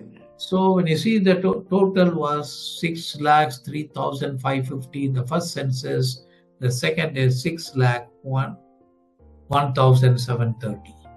ಹೀಗೆ ಮೊದಲನೆಯ ಜನಗಣತಿಯಲ್ಲಿ 6,03,550 ಜನ ಇದ್ದರು, ಆದರೆ ಎರಡನೇ ಜನಗಣತಿಯಲ್ಲಿ 6,01,730 ಜನರಾಗಿ ನಾವು ಕಾಣುವುದನ್ನು ನಾವು ನೋಡುತ್ತೇವೆ. So 5 tribes suffered loss while 7 tribes gained. ಹೀಗೆ 5 ಗೋತ್ರಗಳು ಅವರ ಜನಸಂಖ್ಯೆಯಲ್ಲಿ ಕಡಿಮೆ ಆಯಿತು, ಆದರೆ ಉಳಿದ 7 ಗೋತ್ರಗಳು ಅವರ ಜನಸಂಖ್ಯೆಯಲ್ಲಿ ವೃದ್ಧಿ ಆಗುವುದನ್ನು ನಾವು ನೋಡ್ತೇವೆ. Simeon lost 63% and Manasseh lost 64%. ಹೀಗೆ ಸಿಮೆಯೋನ್ ಕುಲದವರು 63% ಅವರು ಜನರನ್ನ ಕಳ್ಕೊಂಡ್ರು. ಆದರೆ ನಾವು ನೋಡ್ತೇವೆ ಬೇರೆ ಉಳಿದ ಕುಲಗಳು, ಮನಾಸೆ ಕುಲಗಳು ನಾವು ನೋಡ್ತೇವೆ 64% ಅವರು ಜನಸಂಖ್ಯೆಯಲ್ಲಿ ಗಳಿಸಿಕೊಳ್ಳುವುದನ್ನು ನಾವು ನೋಡ್ತೇವೆ. So the promised land will be allotted to each tribe as inheritance according to their population. ಹೀಗೆ ಪ್ರತಿಯೊಂದು ಕುಲ ಗೋತ್ರಕ್ಕೆ ಅವರಿಗೆ ಅವರ ಜನಸಂಖ್ಯೆಗೆ ಅನುಗುಣವಾಗಿ ಭೂಮಿಯನ್ನ ಅವರು ಸ್ವಾಧೀನಪಡಿಸಿದಂತ ಭೂಮಿಯನ್ನ ಸ್ವಾಸ್ಥ್ಯವಾಗಿ ಅವರಿಗೆ ಹಂಚಿಕೊಡಲಾಯಿತು. It will be done by lot as guided by God. ಇದನ್ನ ಅವರು ಚೀಟಿಯ ಮೂಲಕವಾಗಿ ದೇವರು ಅವರಿಗೆ ಮಾರ್ಗದರ್ಶನ ನೀಡಿದ ಪ್ರಕಾರವಾಗಿ ಅದನ್ನ ಅವರಿಗೆ ಹಂಚಿಕೊಡಲಾಯಿತು ಎಂಬುದಾಗಿ ನಾವು ನೋಡ್ತೇವೆ. The Levites were not counted, so they because they did not receive any inheritance. ಈಗ ನಾವು ನೋಡ್ತೇವೆ ಲೇವಿಯ ಗೋತ್ರಕ್ಕೆ ಮಾತ್ರ ಅವರ ಜನಸಂಖ್ಯೆಯನ್ನ ಎಣಿಸಲಾಗಲಿಲ್ಲ, ಮಾತ್ರವಲ್ಲದೆ ಅವರಿಗೆ ಯಾವ ಸ್ವಾಸ್ಥ್ಯವನ್ನು ಸಹ ದೇವರು ಅವರಿಗೆ ಕೊಡಲಿಲ್ಲ. So when we look at that, one generation died in the wilderness in the 38 years. ಹೀಗೆ ಆ ಒಂದು ಮರುಭೂಮಿಯಲ್ಲಿ 38 ವರ್ಷಗಳಲ್ಲಿ ಒಂದು ಇಡೀ ತಲೆಮಾರು ಸತ್ತು ಹೋಗುವುದನ್ನು ನಾವು ನೋಡ್ತೇವೆ. Because the Lord said, all those who are above 20 years and have seen the power and might of God by 10 plagues on Egypt will die in the wilderness. ಹೀಗೆ ನಾವು ನೋಡ್ತೇವೆ ದೇವರು ಈ 20 ವರ್ಷ ಮೇಲೆ ಪ್ರಾಯ ಇದ್ದಂಥವರು, ದೇವರ ಅದ್ಭುತ ಕಾರ್ಯಗಳನ್ನ ನೋಡಿದವರು, ಐಗುಪ್ತ ದೇಶದಲ್ಲಿ ದೇವರು ಮಾಡಿದಂತ ಆ ಒಂದು ವ್ಯಾಧಿಯನ್ನು ನೋಡಿದಂಥವರು, ಇವರು ಅಪನಂಬಿಕಸ್ಥರಾದ ನಿಮಿತ್ತವಾಗಿ ಅವರು ಅಲ್ಲೇ ಮರುಭೂಮಿಯಲ್ಲಿ ಸಾಯುವುದನ್ನ ನಾವು ನೋಡ್ತೇವೆ. So that means for the 40 years there could have been death of nearly 15 lakh people. ಅಂದ್ರೆ ಈ 40 ವರ್ಷಗಳಲ್ಲಿ ಸರಿಸುಮಾರು 15 ಲಕ್ಷ ಜನರು ಮರುಭೂಮಿಯಲ್ಲಿ ಸಾಯುವುದನ್ನು ನಾವು ಕಾಣ್ತೇವೆ. So that means at least 100 people died every day. ಅದರ ಅರ್ಥ ಸರಿಸುಮಾರು 100 ಜನ ಪ್ರತಿ ದಿನ ಸಾಯ್ತಾ ಇದ್ದದನ್ನ ನಾವು ನೋಡ್ತೇವೆ. So Moses had a difficult task of burying 100 people, and his 70 elders had the task of burying 100 people every day. ಅಂದ್ರೆ ಯೋಚನೆ ಮಾಡಿ ನೋಡಿ, ಮೋಶೆಗೆ ಎಂಥ ಒಂದು ಪರಿಸ್ಥಿತಿ ಒದಗಿರಬೇಕು, ಇಸ್ರಾಯೇಲ್ ಹಿರಿಯರಿಗೆ, ನಾಯಕರುಗಳಿಗೆ ಎಂಥ ಒಂದು ಪರಿಸ್ಥಿತಿ ಒದಗಿರಬೇಕು. ಪ್ರತಿದಿನ ಅವರು 100 ಜನರನ್ನ ಅವರು ಶವ ಸಂಸ್ಕಾರವನ್ನ ಮಾಡಬೇಕಾಗಿ ಬಂದರೆ Moses led them triumphantly out of Egypt. ಮೋಶೆ ಇಸ್ರಾಯೇಲರನ್ನ ಜಯೋತ್ಸವದೊಡನೆ ಹೊರಗೆ ಕರೆತರುವುದನ್ನು ನಾವು ನೋಡ್ತೇವೆ. He would have been glad to lead them into the promised land. ಅವನು ಅವರ ಇಸ್ರಾಯೇಲ್ ಜನರನ್ನ ವಾಗ್ದಾನ ದೇಶಕ್ಕೆ ಅವರನ್ನ ತಲುಪಿಸುವುದಕ್ಕೆ ಬಹಳ ಸಂತೋಷವುಳ್ಳವನಾಗಿದ್ದನು. But his leadership failed because of the people's faithlessness, unbelief. ಆದರೆ ಮೋಶೆಯ ನಾಯಕತ್ವವು ವಿಫಲವಾಗುವುದನ್ನು ನಾವು ನೋಡುತ್ತೇವೆ. ಯಾಕಂದರೆ ಜನರ ಅಪನಂಬಿಕೆಯ ನಿಮಿತ್ತವಾಗಿ ಅವನ ನಾಯಕತ್ವ ವೈಫಲ್ಯವಾಗುವುದನ್ನು ನಾವು ಕಾಣ್ತೇವೆ. Moses could have accomplished the great thing of leading the people into promised land, but it didn't happen because of the wickedness of the people. ಮೋಶೆ ಅವನ ನಾಯಕತ್ವದ ಮೂಲಕವಾಗಿ ಬಹಳ ದೊಡ್ಡ ಒಂದು ಸಾಧನೆಯನ್ನ ಅವನು ಮಾಡಬಹುದಾಗಿತ್ತು, ಈ ಜನರನ್ನ ವಾಗ್ದಾನ ದೇಶದೊಳಗೆ ಅವರನ್ನ ಪ್ರವೇಶ ಮಾಡುವುದರ ಮೂಲಕವಾಗಿ. ಆದ್ರೆ ನಾವು ನೋಡುತ್ತೇವೆ ಈ ಜನರ ದುಷ್ಟತನದ ನಿಮಿತ್ತವಾಗಿ ಅವನ ನಾಯಕತ್ವದಲ್ಲಿ ವೈಫಲ್ಯತೆಯನ್ನು ನಾವು ಕಾಣುತ್ತೇವೆ. So instead of leading them, now he was burying them. ಅವರನ್ನ ಈ ಒಂದು ವಾಗ್ದಾನ ದೇಶಕ್ಕೆ ಪ್ರವೇಶ ಮಾಡುವುದರ ಬದಲಾಗಿ ಈಗ ಅವನು ಒಬ್ಬರನ್ನಾಗಿ ಅವರನ್ನ ಶವ ಸಂಸ್ಕಾರ ಮಾಡ್ತಾ ಇರುವುದನ್ನು ನಾವು ನೋಡ್ತೇವೆ.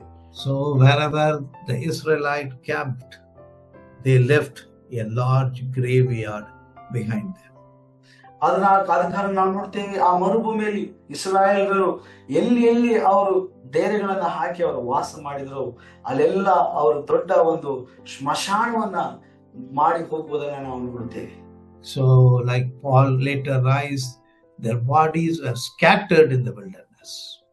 ಪೌಲನು ನಂತರ ಬರೆಯುವುದನ್ನು ನಾವು ನೋಡುತ್ತೇವೆ, ಇಸ್ರಾಯೇಲರ ಶವಗಳು ಇಡೀ ಮರುಭೂಮಿಯ ಸುತ್ತಲೂ ಚದರಿಸಲ್ಪಟ್ಟಿತು ಎಂಬುದಾಗಿ. So that means the Israel did not have enough resources to bury them. Some of them were left or scattered. ಅದರ ಅರ್ಥ ಇಸ್ರಾಯೇಲರಿಗೆ ಸರಿಯಾದ ರೀತಿಯಲ್ಲಿ ಶವ ಸಂಸ್ಕಾರ ಮಾಡುವುದಕ್ಕೆ ಬೇಕಾದಂತ ಅಗತ್ಯ ವಸ್ತುಗಳ ಕೊರತೆಯೂ ಸಹ ಇದ್ದಿರಬಹುದು. ಯಾಕಂದ್ರೆ ಅವರು ಆ ಶವಗಳನ್ನ ಅಲ್ಲೇ ಮರುಭೂಮಿಯಲ್ಲಿ ಬಿಟ್ಟು ಬಿಡುವುದನ್ನ ನಾವು ನೋಡುತ್ತೇವೆ. One side we see the wickedness and judgment on the people of Israel who did not believe. ಇಲ್ಲಿ ನಾವು ನೋಡ್ತೇವೆ ಒಂದು ಭಾಗದಲ್ಲಿ ಇಸ್ರಾಯೇಲರ ಅಪನಂಬಿಕತೆಯ ನಿಮಿತ್ತವಾಗಿ, ಅವರ ದುಷ್ಟತನದ ನಿಮಿತ್ತವಾಗಿ ಅವರನ್ನ ಸಾಯಿಸುವುದನ್ನು ನಾವು ನೋಡ್ತೇವೆ. And another side we see the distress of the leaders whose potential is curbed or minimized because of the sin of the people whom they lead. ಆದರೆ ಇನ್ನೊಂದು ಕಡೆಯಲ್ಲಿ ನಾವು ನೋಡುತ್ತೇವೆ ಈ ಒಂದು ಇಸ್ರಾಯೇಲ್ ನಾಯಕರು ಅವರ ತಲಾಂತುಗಳು ಈ ಒಂದು ದುಷ್ಟ ಜನರ ಪಾಪಗಳ ನಿಮಿತ್ತವಾಗಿ ಅವರು ಹೆಚ್ಚಾಗಿ ಉಪಯೋಗಿಸಲ್ಪಡದೆ, ಅವರ ತಾಲಂಕುಗಳು ಹೆಚ್ಚಾಗಿ ಉಪಯೋಗಿಸಲ್ಪಡದೆ, ನಾಯಕತ್ವಗಳು ಉಪಯೋಗಿಸಲ್ಪಡದೆ ಅವರು ಕುಸಿತಗೊಳ್ಳುವುದನ್ನ ನಾವು ನೋಡುತ್ತೇವೆ. So in the ancient world, in many cultures, men got inheritance and women did not get any inheritance. ನಾವು ನೋಡ್ತೇವೆ ಪ್ರಾಚೀನ ಕಾಲದಲ್ಲಿ ಸಾಮಾನ್ಯವಾಗಿ ಈ ಸಂಸ್ಕೃತಿಗಳಲ್ಲಿ ನಾವು ಕಾಣುವ ಹಾಗೆ ಈ ಪುರುಷರಿಗೆ ಮಾತ್ರ ಪಿತ್ರಾರ್ಜಿತ ಆಸ್ತಿ ಅಥವಾ ಸ್ವಾಸ್ಥ್ಯದಲ್ಲಿ ಅವರಿಗೆ ಹಕ್ಕು ಇರುವುದನ್ನು ನಾವು ನೋಡ್ತೇವೆ, ಮಹಿಳೆಯರಿಗೆ ಸಿಗಲಿಲ್ಲ. So father did not give inheritance to daughters but gave some gifts to son-in-law. ತಂದೆ ಸಾಮಾನ್ಯವಾಗಿ ಹೆಣ್ಣು ಮಕ್ಕಳಿಗೆ ಮಾತ್ರ ಪಿತ್ರಾರ್ಜಿತ ಆಸ್ತಿಯನ್ನ ನೀಡುತ್ತಾ ಇರಲಿಲ್ಲ, ಆದರೆ ಅಳಿಯನಿಗೆ ಕೆಲವು ಉಡುಗೊರೆಗಳನ್ನ ಅವರು ನೀಡುತ್ತಾ ಇದ್ರು. They may give a dowry and send the girl off without giving any part in the property or inheritance. ಸಾಮಾನ್ಯವಾಗಿ ಅಳಿಯನಿಗೆ ಅವರು ಈ ಒಂದು ಡೌರಿಯನ್ನ ಕೊಟ್ಟು ಅಂದ್ರೆ ವರದಕ್ಷಿಣೆಯನ್ನ ಕೊಟ್ಟು ಆ ಹೆಣ್ಣು ಮಗಳನ್ನ ಕಳಿಸಿ ಬಿಡ್ತಾ ಇದ್ರು. ಆದ್ರೆ ಆ ತಂದೆಯ ಆಸ್ತಿಯಲ್ಲಿ ಯಾವುದೇ ರೀತಿಯಾದಂತಹ ಒಂದು ಸ್ವಾಸ್ಥ್ಯ ಅಥವಾ ಒಂದು ಹಕ್ಕು ಪಾಲು ಅವರಿಗೆ ಸಿಗ್ತಾ ಇರಲಿಲ್ಲ. But Zelophehad had daughters. They were 5 in number. ಹೀಗೆ ನಾವು ನೋಡ್ತೇವೆ ಈ ಚಲ್ಪಾದನ ಮಕ್ಕಳು 5 ಹೆಣ್ಣು ಮಕ್ಕಳು ಇರುವುದನ್ನ ನಾವು ನೋಡ್ತೇವೆ. So they did not have any brothers. ಅವರಿಗೆ ಅಣ್ಣ ತಮ್ಮಂದಿರು ಯಾರು ಇರಲಿಲ್ಲ. So if the daughters are not given the inheritance of Zelophehad, ಒಂದು ವೇಳೆ ಈ ಒಂದು ಹೆಣ್ಣು ಮಕ್ಕಳಿಗೆ ಜಲ್ಪಾದನ ಈ ಒಂದು ಆಸ್ತಿ ಸ್ವಾಸ್ಥ್ಯ ಕೊಡದೆ ಹೋದರೆ, so his name will be removed from the records of Israel. ಅವನ ಹೆಸರು ಇಸ್ರಾಯೇಲರ ಆ ಒಂದು ದಾಖಲಾ ಪಟ್ಟಿಯಿಂದ ತೆಗೆದು ಹಾಕಲ್ಪಡುತ್ತದೆ. So the land that was allotted to him will go to his brother or somebody else. ಆದ ಕಾರಣ ಚಲ್ಪಾದನ ಆ ಒಂದು ಸಿಗಬೇಕಾದಂತ ಭೂಮಿಯು ಒಂದು ವೇಳೆ ಅವನ ಅಣ್ಣ ತಮ್ಮಂದಿರಿಗೆ ಅದು ಹೋಗುವಂತದಾಗಿರ್ತದೆ. So only these daughters were courageous and they approached Moses asking for inheritance. ಆದ್ರಿಂದ ಈ ಹೆಣ್ಣು ಮಕ್ಕಳು ಬಹಳ ಧೈರ್ಯಶಾಲಿಗಳಾಗಿದ್ದು ಅವರು ಮೋಶೆ ಬಳಿಗೆ ತಮ್ಮ ಕೋರಿಕೆಯನ್ನ ಇಡುವುದನ್ನ ನಾವು ನೋಡ್ತೇವೆ. They said our father's name should not be removed because he was not a rebel. ಅವ್ರಿಗೆ ಅವ್ರು ಹೇಳ್ತಾ ಇದ್ರು Hiram, Nadab and Zimri, so he died because of his own sin. ಹೀಗೆ ನಾವು ನೋಡ್ತೇವೆ ಅವರು ಹೋಗಿ ತಮ್ಮ ತಂದೆಗೆ ಗಂಡು ಮಕ್ಕಳಿಲ್ಲದ ಕಾರಣ ಈ ಒಂದು ಸ್ವಾಸ್ಥ್ಯವು ನಮಗೆ ಸಿಗಬೇಕು ಎಂಬುದಾಗಿ ಅವರು ಭಿನ್ನಯಿಸುವುದನ್ನ ನಾವು ನೋಡ್ತೇವೆ. ಯಾಕಂದ್ರೆ ಅವರ ತಂದೆ ಯಾವುದೇ ಕಾರಣಕ್ಕೂ ಈ ಒಂದು ಸ್ವಾಸ್ಥ್ಯವನ್ನ ಇವರಿಗೆ ಕೊಡದೆ ಅವರು ಹೋಗಬಾರ್ದು ಎಂಬಂತ ಒಂದು ನಿಟ್ಟಿನಲ್ಲಿ ಉದ್ದೇಶವಾಗಿ ಇಟ್ಟುಕೊಂಡು ಅವರು ಮೋಶೆ ಬಳಿಗೆಯಲ್ಲಿ ಅವರು ಈ ಒಂದು ಭಿನ್ನಹವನ್ನ ಕೇಳಿಕೊಳ್ಳುವುದನ್ನ ನಾವು ನೋಡ್ತೇವೆ. They wanted their father's name to be preserved. ಅವರ ಒಂದು ಆಶೆ ಅಥವಾ ಬಯಕೆನಾಗಿತ್ತಂದ್ರೆ ಅವರ ತಂದೆಯ ಹೆಸರು ಅದು ಕಾಪಾಡಿಕೊಳ್ಳಬೇಕೆಂಬುದಾಗಿತ್ತು. So when they brought it to Moses, Moses went to the presence of all of the Lord and asking the solution from him. ಹೀಗೆ ಅವರು ಮೋಶೆ ಬಳಿಗೆ ಈ ಒಂದು ಕೋರಿಕೆಯನ್ನು ಅವರು ತಂದು ಇಟ್ಟಾಗ ಮೋಶೆಯು ಅದನ್ನ ಕರ್ತನ ಸನ್ನಿಧಾನಕ್ಕೆ ತಂದು ಅದನ್ನ ಇಡುವುದನ್ನ ನೋಡ್ತೇವೆ. So God declared that if a man does not have son, the inheritance goes to daughters. ಆಗ ದೇವರು ಮೋಶೆಗೆ ಆಜ್ಞಾಪಿಸ್ತಾನೆ, ಒಬ್ಬ ಮನುಷ್ಯನಿಗೆ ಗಂಡು ಮಕ್ಕಳು ಇಲ್ಲದೆ ಇದ್ದ ಪಕ್ಷದಲ್ಲಿ ಅವನ ಸ್ವಾಸ್ಥ್ಯವು ಅವನ ಹೆಣ್ಣು ಮಕ್ಕಳಿಗೆ ಕೊಡಬೇಕು ಎಂಬುದನ್ನ ದೇವರು ಘೋಷಣೆ ಮಾಡ್ತಾರೆ. So we have to understand men or women, all of human beings are created in the image of God. ಹಾಗೆ ನಾವು ನೋಡ್ತೇವೆ ಸತ್ಯವೇದದಲ್ಲಿ ಗಂಡು ಮಕ್ಕಳಾಗಿರ್ಬೋದು ಹೆಣ್ಣು ಮಕ್ಕಳಾಗಿರ್ಬೋದು ನಾವೆಲ್ಲರೂ ದೇವರ ಸ್ವಾರೂಪ್ಯದಲ್ಲಿ ಸೃಷ್ಟಿ ಮಾಡಿದವರಾಗಿದ್ದೇವೆ. Since we are created in the image of God, we have the dignity.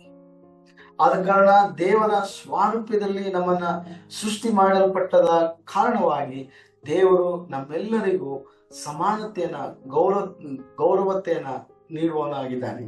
And also he gives us right to become children of living God by receiving Jesus Christ.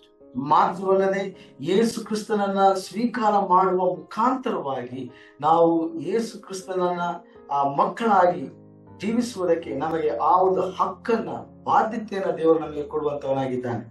But Satan wants to snatch the right to become children of living God. ಆದರೆ ಸೈತಾನನು ನಾವು ದೇವರ ಮಕ್ಕಳಾಗುವುದಕ್ಕೆ ಬಿಡಲಲ್ಲದೆ ಆ ಒಂದು ಹಕ್ಕನ್ನ ನಮ್ಮ ಕೈಗಳಿಂದ ಕಿತ್ತುಕೊಳ್ಳುವುದಕ್ಕೆ ಅವನು ಬಯಸ್ತಾನೆ. Even the governments do that by bringing anti-conversion laws. ಸರ್ಕಾರಗಳು ಕೂಡ ಈ ಒಂದು ಮತಾಂತರ ಕಾನೂನುಗಳನ್ನ ತರುವುದರ ಮೂಲಕವಾಗಿ ಈ ಒಂದು ಹಕ್ಕನ್ನ ನಮ್ಮ ಕೈಗಳಿಂದ ಕಿತ್ತುಕೊಳ್ಳುವುದಕ್ಕೆ ಕಾರ್ಯ ಮಾಡುವಂತದ್ದಾಗಿದೆ. God has given these rights. ಆದರೆ ದೇವರು ನಮಗೆ ಈ ಹಕ್ಕನ್ನ ಕೊಟ್ಟಿದ್ದಾನೆ. No government can snatch the right from any human being. ಯಾವ ಸರ್ಕಾರವು ನಮ್ಮ ಕೈಗಳಿಂದ ಮನುಷ್ಯರ ಕೈಗಳಿಂದ ಈ ಒಂದು ಹಕ್ಕನ್ನು ತೆಗೆದುಕೊಳ್ಳುವುದಕ್ಕೆ ಸಾಧ್ಯವಿಲ್ಲ. So based on this law that women also have equal inheritance from the property of the parents. ಆದ ಕಾರಣ ಈ ಒಂದು ಕಾನೂನಿನ ಪ್ರಕಾರವಾಗಿ ಮಹಿಳೆಯರಿಗೂ ಸಹ ಅವರು ತಮ್ಮ ತಂದೆಯ ಒಂದು ಆಸ್ತಿಯಲ್ಲಿ ಅವರಿಗೂ ಸಹ ಒಂದು ಪಾಲು ಅಥವಾ ಒಂದು ಹಕ್ಕು ಅವರಿಗೆ ನೀಡಲಾಯಿತು.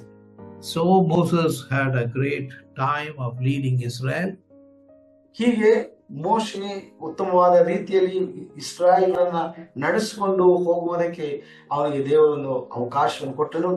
So God called him when he was about 80 years old to do this mission, and now it is 40 years over, now 120 years. ದೇವರು ಈ ಒಂದು ಸೇವೆಗೆ ದೇವರು ಮೋಶೆಯನ್ನ ಕರೆಯುವಾಗ ಅವನಿಗೆ ಸರಿಸುಮಾರು 80 ವರ್ಷಗಳಾಗಿತ್ತು. ಈಗ 40 ವರ್ಷಗಳು ದಾಟಿದೆ. ಈಗ ಮೋಶೆ ಸರಿಸುಮಾರು 120 ವರ್ಷಗಳ ವಯಸ್ಸಿನಾಗಿದ್ದಾನೆ. So after 40 years of ministry, of leading the people, now he has to end his life. ಈಗ 40 ವರ್ಷಗಳ ಕಾಲ ಅವನು ಈ ಜನರನ್ನ ನಾಯಕತ್ವದಲ್ಲಿ ನಡೆಸಿದ ನಂತರ ಈಗ ಅವನು ಹೊಸ ನಾಯಕನ ನೇಮಕ ಮಾಡಬೇಕಾಗಿತ್ತು. Nobody is eternal. ಯಾರೂ ಸಹ ನಿತ್ಯತ್ವಕ್ಕೂ ನಾಯಕತ್ವ ವಹಿಸಿಕೊಳ್ಳುವುದಕ್ಕೆ ಸಾಧ್ಯವಿಲ್ಲ. Only God is eternal. ದೇವರೊಬ್ಬನು ಮಾತ್ರ ನಿತ್ಯತ್ವಕ್ಕೆ ಜೀವಿಸುವಂತವನಾಗಿದ್ದಾನೆ. We can serve only our generation. ನಾವು ನಮ್ಮ ತಲೆಮಾರಿಗೆ ಮಾತ್ರ ಸೇವೆ ಸಲ್ಲಿಸುವುದಕ್ಕೆ ಸಾಧ್ಯ. David served his own generation and then died. ದಾವೀದನು ಸಹ ತನ್ನ ತಲೆಮಾರಿಗೆ ಅವನು ಸೇವೆ ಸಲ್ಲಿಸಿ ನಂತರ ಅವನು ಸಾಯುವುದನ್ನು ನಾವು ನೋಡ್ತೇವೆ. So every person, people of God, man of God can serve their own generation and they have to die. ಪ್ರತಿಯೊಬ್ಬ ದೇವ ಸೇವಕನು, ದೇವ ಬೋಧಕನು ತನ್ನ ತಲೆಮಾರಿಗೆ ಅವನು ಸೇವೆ ಸಲ್ಲಿಸಿದ ನಂತರ ಅವನು ಸಹ ಸಾಯಲೇಬೇಕು. So if you do well, our examples, maybe our writings can pass on to the next generation. ಹಾಗೆ ನಾವು ನಮ್ಮ ಸೇವೆಯಲ್ಲಿ ಪ್ರಾಮಾಣಿಕರಾಗಿದ್ದು ಒಳ್ಳೆಯ ಸೇವೆಯನ್ನ ನಾವು ಮಾಡಿ ಮುಗಿಸುವುದಾದರೆ ಆ ಒಂದು ಉದಾಹರಣೆಯು ನಂತರ ಬರುವಂತ ತಲೆಮಾರಿಗೆ ಅದು ಮಾರ್ಗದರ್ಶನವಾಗಿರುತ್ತದೆ. We study the leadership principle from the life of Moses, life of David and others. In the same way, the coming generation can study about our leadership. ನಾವು ಮೋಶೆಯ ನಾಯಕತ್ವದ ಮೂಲಕವಾಗಿ, ಯೋಶುವನ ನಾಯಕತ್ವದ ಮೂಲಕವಾಗಿ ಅನೇಕ ಸಂಗತಿಗಳನ್ನ ನಾವು ಕಲಿಯುವುದಕ್ಕೆ ನಾವು ಸಾಧ್ಯವಾಗ್ತದೆ. ಅದೇ ರೀತಿಯಾಗಿ ನಮ್ಮ ನಾಯಕತ್ವದ ಮೂಲಕವಾಗಿ ನಮ್ಮ ಹಿಂದೆ ಬರುವಂತ ತಲೆಮಾರುಗಳು ಕಲಿಯುವುದಕ್ಕೆ ಸಾಧ್ಯವಾಗ್ತದೆ. But all of us have to physically die one day. ಆದರೆ ನಾವೆಲ್ಲರೂ ಶಾರೀರಿಕವಾಗಿ ಒಂದು ದಿನ ಸಾಯಲೇಬೇಕು. So it is important to train and mentor next generation leaders. ಆದ ಕಾರಣ ನಾವು ಮುಂದಿನ ತಲೆಮಾರಿನ ನಾಯಕರನ್ನ ತರಬೇತಿಗೆ ಒಳಪಡಿಸಿ ಮಾತ್ರವಲ್ಲದೆ ಅವರನ್ನ ಮುಂದೆ ನಾಯಕತ್ವ ನಡೆಸಿಕೊಡುವುದಕ್ಕೆ ನಾವು ಅವರನ್ನು ಸಿದ್ಧಪಡಿಸಬೇಕು. So Joshua was a young man who joined Moses all along the 40 years journey. ಹೀಗೆ ಯವನಸ್ಥನಾದಂತ ಮೋಶೆಯು ಅವನು ಜೀವಮಾನವೆಲ್ಲ ಮೋಶೆಯೊಟ್ಟಿಗೆ 40 ವರ್ಷಗಳ ಕಾಲ ಅವನ ಜೊತೆಯಾಗಿ ಸೇವೆ ಸಲ್ಲಿಸುವುದನ್ನು ನಾವು ನೋಡ್ತೇವೆ. He was an assistant, he was an associate, he was a military commander, so he was trained. ಅವನು ಮೋಶೆಗೆ ಒಬ್ಬ ಸಹಾಯಕನಾಗಿದ್ದನು, ಮಾತ್ರವಲ್ಲದೆ ಒಬ್ಬ ಸೈನ್ಯದ ಮುಖ್ಯ ಅಧಿಪತಿಯಾಗಿದ್ದನು. ಈ ರೀತಿಯಾಗಿ ಅವನು ಮೋಶೆಗೆ ಎಲ್ಲಾ ರೀತಿಯಲ್ಲಿ ಸಹಕಾರಿಯಾಗಿ ಅವನು ಸೇವೆ ಸಲ್ಲಿಸುವುದನ್ನು ನಾವು ನೋಡುತ್ತೇವೆ. Yet he will not be like Moses. ಆದರೂ ಸಹ ಅವನು ಮೋಶೆಯ ಹಾಗೆ ಅವನು ಇರಲಿಲ್ಲ. So Joshua can measure up to certain level, not like Moses. ಅವನು ಮೋಶೆಯ ಒಂದು ಹಂತದವರೆಗೆ ಅವನು ಮೋಶೆಯ ಸೇವೆಯಾಗಿ ಅವನು ಮಾಡಬಹುದಾಗಿತ್ತು. ಆದರೆ ಮೋಶೆಯಂತೆ ಸಂಪೂರ್ಣವಾಗಿ ಅವನು ಬದಲಾಗುವುದಕ್ಕೆ ಸಾಧ್ಯವಿಲ್ಲ. Moses was unique in the history that God spoke to Moses directly. ಮೋಶೆಯು ಬಹಳ ವಿಶಿಷ್ಟವಾದಂತ ಒಬ್ಬ ವ್ಯಕ್ತಿಯಾಗಿದ್ದನು ಚರಿತ್ರೆಯಲ್ಲಿ ನಾವು ನೋಡುವುದಾದ್ರೆ. ಆದರೆ ದೇವರು ಅವನಿಗೆ ನೇರವಾಗಿ ಅವನ ಸಂಗಡ ಮಾತನಾಡುವುದನ್ನು ನಾವು ನೋಡುತ್ತೇವೆ. Through Moses, law has been given, covenant has been established. ಮೋಶೆಯ ಮೂಲಕವಾಗಿ ದೇವರ ದಶಾಜ್ಞೆಗಳು ಕೊಡಲ್ಪಟ್ಟಿತ್ತು, ಮಾತ್ರವಲ್ಲದೆ ದೇವರ ಒಡಂಬಡಿಕೆಯು ಇಸ್ರಾಯೇಲ್ ಜನರೊಟ್ಟಿಗೆ ಸ್ಥಾಪಿಸಲ್ಪಟ್ಟಿತ್ತು. So the next generation have to read it, understand it, interpret it and apply it. ಆದ್ರಿಂದ ಮುಂದಿನ ತಲೆಮಾರು ಅದನ್ನ ಓದಬೇಕಾಗಿತ್ತು, ಅದನ್ನ ವ್ಯಾಖ್ಯಾನಿಸಬೇಕಾಗಿತ್ತು, ನಂತರ ಅದನ್ನ ಅವರು ತಮ್ಮ ಜೀವಿತದಲ್ಲಿ ಅಳವಡಿಸಿಕೊಳ್ಳಬೇಕಾಗಿತ್ತು. So God will not speak to Joshua directly, but he will speak through the scripture and through the high priest, through Urim and Thummim.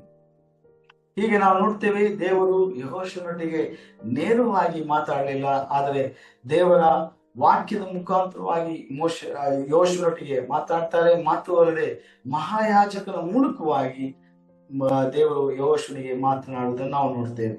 So the Spirit of God will rest upon Joshua.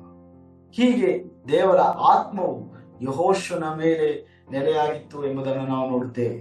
So now it would be Joshua who would be leading Israel into the promised land. ಹೀಗೆ ಯೆಹೋಶುವನ ಮುಖಾಂತರವಾಗಿ ಅವನ ನಾಯಕತ್ವದಲ್ಲಿ ಇಸ್ರಾಯೇಲರು ವಾಗ್ದತ್ತ ದೇಶವನ್ನ ಪ್ರವೇಶ ಮಾಡುವುದನ್ನು ನಾವು ನೋಡ್ತೇವೆ. So there is a generation shift in the nation of Israel. ಹೀಗೆ ಇಸ್ರಾಯೇಲ್ ಜನಾಂಗದಲ್ಲಿ ಒಂದು ತಲೆಮಾರು ಬದಲಾಗುವುದನ್ನ ನಾವು ನೋಡುತ್ತೇವೆ. So it was not only generational shift, it was also leadership shift. ಒಂದು ತಲೆಮಾರು ಮಾತ್ರ ಬದಲಾವಣೆ ಆಗಲಿಲ್ಲ, ನಾಯಕತ್ವದಲ್ಲಿಯೂ ಸಹ ಒಂದು ಬದಲಾವಣೆ ಆಗುವುದನ್ನು ನಾವು ನೋಡ್ತೇವೆ. And there will be a status shift. They will now be more be wanderers, but they will be citizens of the new promised land. ಮಾತ್ರವಲ್ಲದೆ ಅವರ ಸ್ಥಿತಿಯಲ್ಲಿಯೂ ಸಹ ಒಂದು ಬದಲಾವಣೆ ಆಯಿತು. ಏಕೆಂದರೆ ಅವರ ಅಲೆಮಾರಿಗಳಾಗಿದ್ದರು, ಆದರೆ ಈಗ ಒಂದು ಸ್ಥಿರವಾದಂತಹ ಒಂದು ರಾಷ್ಟ್ರದ ಪ್ರಜೆಗಳಾಗಿ ಅವರು ಗುರುತಿಸಲ್ಪಡುವುದನ್ನ ನಾವು ನೋಡ್ತೇವೆ. So in all this, God is leading them. ಎಲ್ಲದರ ಮೂಲಕವಾಗಿ ದೇವರು ಇಸ್ರಾಯೇಲರನ್ನ ನಡೆಸಿಕೊಂಡು ಹೋಗುವುದನ್ನ ನಾವು ನೋಡ್ತೇವೆ. So in this lesson we see Midianites used war, witchcraft and women against Israel. ಹೀಗೆ ಈ ಒಂದು ಅಧ್ಯಾಯದಲ್ಲಿ ನಾವು ನೋಡ್ತೇವೆ, ಮಿದ್ಯಾನರು ಅವರು ಯುದ್ಧವನ್ನ, ಮಾಟ ಮಂತ್ರಗಳನ್ನ, ಮಾತ್ರವಲ್ಲದೆ ಹೆಂಗಸರನ್ನ ಬಳಸಿಕೊಳ್ಳುವುದನ್ನ ನಾವು ನೋಡ್ತೇವೆ. Because of the Balaam counsel and Israel men's weakness, and they were seduced by the women, there was plague in Israel.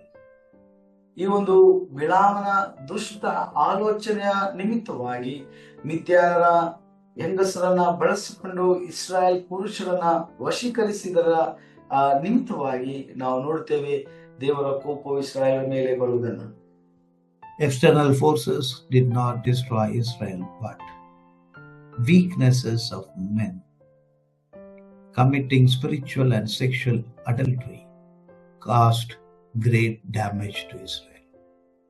ಬಾಹ್ಯ ಶಕ್ತಿಗಳು ಇಸ್ರಾಯೇಲರನ್ನ ಸೋಲಿಸುವುದಕ್ಕೆ ಸಾಧ್ಯವಾಗಲಿಲ್ಲ, ಆದರೆ ಇಸ್ರಾಯೇಲ್ ಪುರುಷರ ಗುಪ್ತ ಪಾಪಗಳು, ಅವರು ದೇವರಿಗೆ ಆಧ್ಯಾತ್ಮಿಕವಾಗಿ ಮಾಡಿದಂತ ಪಾಪಗಳು, ಮಾತ್ರವಲ್ಲದೆ ಶಾರೀರಿಕವಾಗಿ ಮಾಡಿದಂತ ಪಾಪಗಳ ನಿಮಿತ್ತವಾಗಿ ನಾವು ನೋಡುತ್ತೇವೆ ದೇವರ ಕೋಪ ಅವರ ಮೇಲೆ ಇಳಿದು ಬರುವುದನ್ನು.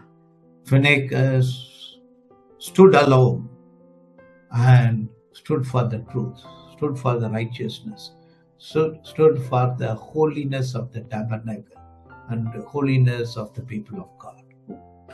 ಇವರೆಲ್ಲರ ಮಧ್ಯದಲ್ಲಿ ಫಿನೆಹಾಸ್ ಎಂಬವನು, ಅವನು ಸತ್ಯಕ್ಕೋಸ್ಕರವಾಗಿ ನಿಂತನು, ಅವನು ಪರಿಶುದ್ಧತೆಗೋಸ್ಕರವಾಗಿ ನಿಂತನು, ದೇವದರ್ಶನದ ಗುಡಾರದ ಪರಿಶುದ್ಧತೆಗಾಗಿ ನಿಲ್ತಾನೆ. ಮಾತ್ರವಲ್ಲದೆ ಜನರ ಮಧ್ಯದಲ್ಲಿ ಸಹ ಅವನು ಪರಿಶುದ್ಧತೆಗೋಸ್ಕರವಾಗಿ ಅವನು ನಿಲ್ಲುವುದನ್ನು ನಾವು ನೋಡುತ್ತೇವೆ. God blessed him and he will become a serving priest throughout the generations. ದೇವರು ಫಿನೆಹಾಸನನ್ನು ಆಶೀರ್ವದಿಸಿದನು, ಮಾತ್ರವಲ್ಲದೆ ಅನೇಕ ತಲೆಮಾರುಗಳವರೆಗೆ ಅವನು ದೇವರಿಗೆ ಪುರೋಹಿತ ಸೇವೆಯನ್ನ ಸಲ್ಲಿಸುವುದರ ಮೂಲಕವಾಗಿ ದೇವರು ಅವನ ತಲೆಮಾರನ್ನು ಸನ್ಮಾನಿಸುವುದನ್ನು ನಾವು ನೋಡ್ತೇವೆ. So Israel went to war against the Midianites who were living in the geographical area called Moab, where 5 kings were defeated. ಮತ್ತೆ ನಾವು ನೋಡುತ್ತೇವೆ, ಭೌಗೋಳಿಕವಾಗಿ ಇಸ್ರಾಯೇಲರು ಮೋವಾಬ್ಯ ಅರಸರ ವಿರುದ್ಧವಾಗಿ ಅವರು ಯುದ್ಧಕ್ಕೆ ಹೋರಾಟ ಮಾಡುವುದಕ್ಕೆ ಅವರು ಹೋಗ್ತಾರೆ. ಅದರ ಮೂಲಕವಾಗಿ 5 ಮಿದ್ಯಾನರ ಅರಸರನ್ನ ಅವರು ಸೋಲಿಸಿ ಅವರ ಮುಂದೆ ಸಾಗುವುದನ್ನು ನಾವು ನೋಡ್ತೇವೆ. So then we see the second census after nearly 38 years. ನಂತರ 38 ವರ್ಷಗಳಾದ ನಂತರ ಮತ್ತೆ ಇಸ್ರಾಯೇಲರ ಒಂದು ಎರಡನೆಯ ಜನಗಣತಿಯನ್ನ ನಾವು ನೋಡ್ತೇವೆ. So there is not much increase because 40 years Most of them died in the wilderness. All of them except Joshua and Caleb died in the wilderness. And there were rebellion through which they died. There was plague. Because of that, few people died. ಹೀಗೆ ನಾವು ನೋಡ್ತೇವೆ 40 ವರ್ಷಗಳ ಕಾಲ ಅವರು ಮರುಭೂಮಿಯಲ್ಲಿ ಅಲೆಮಾರಿಗಳಾಗಿ ಜೀವಿಸಿದರು. ಇದರ ನಿಮಿತ್ತವಾಗಿ ಅವರ ಜನಸಂಖ್ಯೆ ಹೆಚ್ಚಾಗ್ಲಿಲ್ಲ. ಯಾಕಂದ್ರೆ ನಾವು ನೋಡ್ತೇವೆ ಈ ಈ ಒಂದು ಇಡೀ ತಲೆಮಾರು ಅವರು ಮರುಭೂಮಿಯಲ್ಲಿ ಸಾಯ್ತಾ ಇದ್ದಾರೆ. ಯೋಶುವ ಕಾಲೇಬರನ್ನ ಹೊರತುಪಡಿಸಿ ಬೇರೆ ಎಲ್ಲ ಜನರು ಅವರು ಮರುಭೂಮಿಯಲ್ಲಿ ಸಾಯುವುದನ್ನು ನಾವು ನೋಡ್ತೇವೆ. So then we also see the appointment of Joshua as the leader. ನಂತರ ನಾವು ನೋಡ್ತೇವೆ ಯೆಹೋಶುವನನ್ನ ನಾಯಕನಾಗಿ ನೇಮಕ ಮಾಡುವುದನ್ನ ನಾವು ನೋಡ್ತೇವೆ. So there is a generation shift and leadership shift. ಹೀಗೆ ನಾವು ನೋಡ್ತೇವೆ ಈ ಒಂದು ಇಡೀ ತಲೆಮಾರು ಬದಲಾಗುವುದನ್ನ ನಾವು ನೋಡ್ತೇವೆ. ಮಾತ್ರವಲ್ಲದೆ ನಾಯಕತ್ವದಲ್ಲಿ ಸಹ ಒಂದು ಬದಲಾವಣೆಯನ್ನು ನಾವು ನೋಡ್ತೇವೆ. And how God will deal with his people also shifts. God spoke directly with Moses. Now he will speak through the scriptures and the priests. ಮಾತ್ರವಲ್ಲದೆ ದೇವರು ಮಾತನಾಡುವಂತ ವಿಧಾನದಲ್ಲಿಯೂ ಸಹ ಬದಲಾವಣೆ ನಾವು ನೋಡ್ತೇವೆ. ಮೋಶೆಯ ಮೂಲಕವಾಗಿ ದೇವರು ಮೋಶೆಗೆ ನೇರವಾಗಿ ಮಾತನಾಡುವುದನ್ನು ನಾವು ನೋಡ್ತೇವೆ. ಆದ್ರೆ ಈಗ ದೇವರು ಯೆಹೋಶುವನಿಗೆ ದೇವರ ವಾಕ್ಯದ ಮೂಲಕವಾಗಿ ಮಾತ್ರವಲ್ಲದೆ ಮಹಾಯಾಜಕನ ಮೂಲಕವಾಗಿ ಮಾತನಾಡುವುದನ್ನು ನಾವು ನೋಡ್ತೇವೆ. God is holy, God is faithful. ದೇವರು ಪರಿಶುದ್ಧನಾಗಿದ್ದಾನೆ, ಮಾತ್ರವಲ್ಲದೆ ದೇವರು ನಂಬಿಗಸ್ತನಾಗಿದ್ದಾನೆ. So as leaders, our leadership may not be effective when people become wicked. ಆದ ಕಾರಣ ಜನರು ದುಷ್ಟರಾಗುವಾಗ ನಮ್ಮ ನಾಯಕತ್ವವು ಉತ್ತಮವಾದ ರೀತಿಯಲ್ಲಿ ನಾವು ಸೇವೆ ಸಲ್ಲಿಸುವುದಕ್ಕೆ ಸಾಧ್ಯವಾಗದೆ ಬರುತ್ತದೆ. That is a painful thing in leadership. ಇದು ನಾಯಕತ್ವದಲ್ಲಿ ಬಹಳ ದುಃಖಕರವಾದಂತ ಒಂದು ಸಂಗತಿ. So may God bless us as we have learned many lessons today. ದೇವರು ತಾನೇ ನಮ್ಮನ್ನು ಆಶೀರ್ವದಿಸಲಿ. ಯಾಕಂದ್ರೆ ಇವತ್ತಿನ ಪಾಠದಲ್ಲಿ ನಾವು ಅನೇಕ ಸಂಗತಿಗಳನ್ನ ಕಲಿಯುವುದಕ್ಕೆ ದೇವರು ನಮಗೆ ಸಹಾಯ ಮಾಡಿದ್ದಾನೆ. Our gracious loving Father, we thank you for this time. ಕರುಣೆಗಳ ದೇವರೇ, ಈ ಅನುಗ್ರಹಿಸಲ್ಪಟ್ಟಂತ ಈ ಒಂದು ಸಮಯಕ್ಕಾಗಿ ನಾವು ನಿನಗೆ ಸ್ತೋತ್ರ ಮಾಡ್ತೇವೆ. Thank you for speaking to us very clearly. ನಮ್ಮ ಜೊತೆಯಾಗಿ ನೀನು ಸ್ಪಷ್ಟವಾಗಿ ಮಾತನಾಡಿದಕ್ಕಾಗಿ ನಾವು ಸ್ತೋತ್ರ ಮಾಡ್ತೇವೆ. Holiness is very essential for our lives. ಪರಿಶುದ್ಧತೆಯು ನಮ್ಮ ಜೀವಿತಕ್ಕೆ ಬಹಳ ಪ್ರಾಮುಖ್ಯವಾದದ್ದು. So external forces cannot destroy us, but our weaknesses, our mistakes, our sin can destroy us. ಹೌದು, ಬಾಹ್ಯ ಶಕ್ತಿಗಳು ನಮ್ಮನ್ನ ಸೋಲಿಸಲು ಅಸಾಧ್ಯ. ಆದರೆ ಅನೇಕ ಬಾರಿ ನಮ್ಮ ಗುಪ್ತ ಪಾಪಗಳು, ನಮ್ಮ ಬಲಹೀನತೆಗಳು ನಮ್ಮನ್ನ ಸೋಲಿಸುವಂತವುಗಳಾಗಿವೆ. Thank you, Lord, for calling us into leadership. ತಂದೆ, ನಮ್ಮನ್ನ ನಾಯಕತ್ವದಲ್ಲಿ ನಡೆಸುವುದಕ್ಕೆ ನಮ್ಮನ್ನು ಕರೆದಕ್ಕಾಗಿ ನಾವು ಸ್ತೋತ್ರ ಮಾಡ್ತೇವೆ. Lord, we understand our leadership cannot be effective when the people who follow us continue to be committing sin again and again. ಹೌದು ಕರ್ತನೆ, ನಮ್ಮ ನಾಯಕತ್ವವು ಉತ್ತಮವಾದ ರೀತಿಯಲ್ಲಿ ಪರಿಣಾಮ ಬೀರುವುದಕ್ಕೆ ಸಾಧ್ಯವಿಲ್ಲ. ಯಾಕಂದ್ರೆ ನಮ್ಮನ್ನ ಹಿಂಬಾಲಿಸುವಂತವರು ಪದೇ ಪದೇ ಪುನರಾವರ್ತಿಸಿ ಅವರು ಪಾಪ ಮಾಡುವಂತವರಾಗಿದ್ದರೆ ಅದು ವಿಫಲವಾಗುತ್ತದೆ. Help us to serve our own generation faithfully. ನಮ್ಮ ತಲೆಮಾರನ್ನ ನಂಬಿಗಸ್ತರಾಗಿ ನಾವು ಸೇವೆ ಸಲ್ಲಿಸುವುದಕ್ಕೆ ನಮಗೆ ನೀನು ಸಹಾಯ ಮಾಡು. But you are the Lord of all generations. ನೀನು ಎಲ್ಲ ತಲೆಮಾರುಗಳಿಗೆ ದೇವರಾಗಿದ್ದೆ. Thank you, Lord, for appointing leaders for every generation. ಪ್ರತಿಯೊಂದು ತಲೆಮಾರಿಗೂ ನೀನು ನಾಯಕರನ್ನ ನೇಮಕ ಮಾಡಿದಕ್ಕಾಗಿ ನಾವು ನಿನಗೆ ಸ್ತೋತ್ರ ಮಾಡ್ತೇವೆ. Help us to continue to be faithful in whatever work you have called us to do. ನೀನು ನಮಗೆ ಕೊಡಲ್ಪಟ್ಟಂತ ಯಾವ ಕೆಲಸವಾದರೂ ಅವೆಲ್ಲವುಗಳಲ್ಲಿ ನಾವು ನಂಬಿಗಸ್ತರಾಗಿ ನಿನಗೆ ಸೇವೆ ಸಲ್ಲಿಸುವುದಕ್ಕೆ ನಮಗೆ ಸಹಾಯ ಮಾಡು. In Jesus' name we pray. ಯೇಸು ಕ್ರಿಸ್ತನಲ್ಲಿ ನಾವು ಪ್ರಾರ್ಥಿಸ್ತೇವೆ. Amen. ಆಮೆನ್. ಆಮೆನ್.